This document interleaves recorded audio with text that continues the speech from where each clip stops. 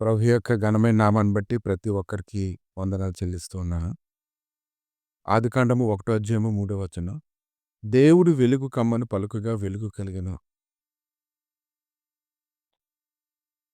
ఆయన వెలుగు కమ్మని పలుకగా వెలుగు కలగడం అనే దాన్ని బట్టి ధ్యానిస్తూ ఉన్నప్పుడు, ఈరోజు నీ జీవితంలో అతడు పలికినటువంటి ప్రతి మాట అది నెరవేర్చబడుతున్నటువంటి సంగతి ఎప్పుడైతే నువ్వు గ్రహిస్తావో, ఖచ్చితంగా ప్రతి ఉదయం ఆయన గుమ్మం గడపల యొద్ద నువ్వు కనిపెట్టుకొని ఉంటావు. ఎవరు నీ కొరకు ఒక మంచి మాటను పలకగలరు? యథార్థవంతులకు చీకట్లో కూడా వెలుగు పుడుతుంది. వారి కటాక్షమును వాత్సల్యత నీతి గలవారు, అది దేవుడి వల్ల వారికి కలిగింది. అనేక మంది ప్రజలు వెలుగును చూస్తూ ఉన్నప్పుడు అది వారికి ఎంతో మనోహరంగా ఉంటుంది. ఈరోజు నిజమైనటువంటి వెలుగు ఎవరైనా ఉన్నారంటే ఆయనే. అది లోకంలోనికి వస్తుంది. అది ప్రతి మనిషిని కూడా వెలిగిస్తూ ఉంది. యోహాను సువార్త 12 అధ్యాయం 35 చూసినప్పుడు అందుకు యేసు, ఇక కొంతకాలం వెలుగు మీ మధ్య ఉండును. చీకటి మిమ్మల్ని కమ్ముకొనకుండినట్లు మీకు వెలుగు ఉండగానే నడువుడి. చీకట్లో నడుచువాడు తను ఎక్కడికి పోచున్నాడో ఎరుగడు. ఎవరు చీకట్లో ఉండాలని కోరుకోరు. చీకటిని ఎవరు కూడా ఇష్టపడరు.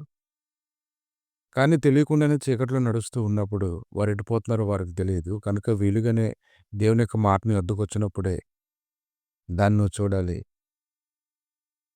ఎందుకంటే వెలుగు మంచిదైనట్టుగా దేవుడు చూచాడు. దేవుడు వెలుగును చీకటిని వేరుపరిచాడు. ఈరోజు ఆయన ఆశ్రయించినప్పుడు ప్రతి పరిస్థితిలో నుంచి నిన్ను వేరు చేసి నిన్ను ప్రత్యేకంగా ఉంచి నిన్ను బలపరచడానికి ఆయన శక్తిమంతుడే ఉన్నాడు. కాబట్టి ఆయన సేనలను లెక్కింప సఖ్యమా, ఆయన వెలుగు ఎవరి మీద నేను ఉదయింపకుండునా, ఖచ్చితంగా ఉదయిస్తుంది. పట్టపగలగు వరకు వేకు వెలుగు తీర్చినట్లు నువ్వు ఆయన ఆశ్రయించేటప్పుడు నీ పరిస్థితులన్నీ చక్కపరచడం ప్రారంభిస్తూ ఉంటాయి. కాబట్టి ఈరోజు ఆ వెలుగుని గురించినటువంటి గ్రహింపు ఏదో మనం చూసుకోవాలి. దేవునికి ఇష్టమైనది ఏదో మనం పరిశీలన చేసుకోవాలి. ఈరోజు ఎవరెవరైతే ఆయన వైపు చూస్తూ ఉన్నారో వారికి వెలుగు కలిగింది. వారైతే సిగ్గుపడలేదు. ఆయన అన్నారు, నీకు వెలుగు వచ్చింది, లేను తేజరిల్లు, నా మహిమ నీ మీద ఉదయిస్తుందని ఆయన మాట్లాడుతూ ఉన్నారు. కాబట్టి ఆయన జన్మించినప్పుడు మరణఛాయ ప్రాంతంలో కలిగినటువంటి వారికి గొప్ప వెలుగు ప్రకాశించింది. మరణఛాయలో ఉన్నటువంటి వారందరికీ విడుదల సమీపించింది.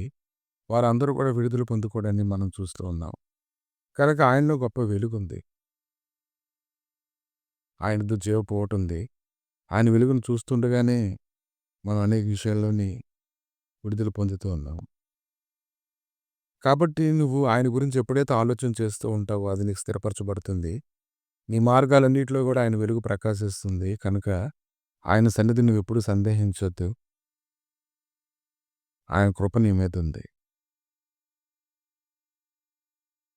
అపోస్తల కార్యాలు 9 అధ్యాయం 3 అపోస్తలుడైన పౌలు అతడు ప్రయాణం చేసి దమస్కు దగ్గరకు వచ్చినప్పుడు అకస్మాత్తుగా ఆకాశం నుంచి ఒక వెలుగు అతని చుట్టూ ప్రకాశించినప్పుడు అతడు ఆ వెలుగుతో మాట్లాడడాన్ని మనం చూస్తూ ఉన్నాము. అతడు లోబడ్డాన్ని చూస్తూ ఉన్నాము. అతను సాగిలపడి ప్రభువా అని మాట్లాడడాన్ని మనం చూస్తూ ఉన్నాము. వెంటనే తర్వాత జరిగిన కార్యాలను బట్టి అతడు సహవాసంలోకి నడిపించబడ్డాన్ని మనం చూస్తూ ఉన్నాం. కనుక వెలుగు నీ మీద ప్రకాశిస్తున్నప్పుడే నువ్వు మేలుకోవాలి. ఆ వెలుగు నువ్వు తృణీకరించకూడదు. ఆ వెలుగు నువ్వు ఇష్టపడాలి.